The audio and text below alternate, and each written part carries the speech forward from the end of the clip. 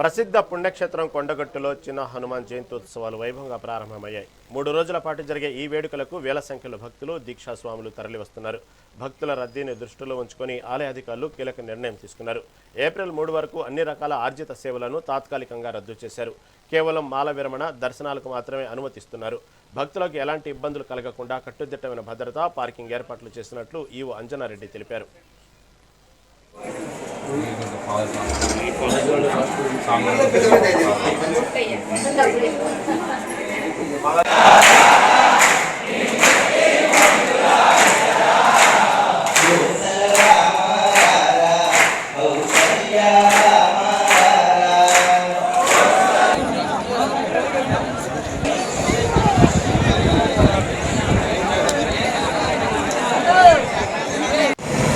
ఓకేనా.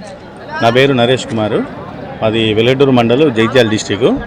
నేను గత 18 సంవత్సరాల నుండి మాల వేసుకుంటున్నాను. ప్రతి సంవత్సరం మాల వేసుకొని ఇక్కడికి కొన్నిసార్లు పాదయాత్రన, కొన్నిసార్లు వెహికల్ ద్వారా రావడం జరుగుతుంది.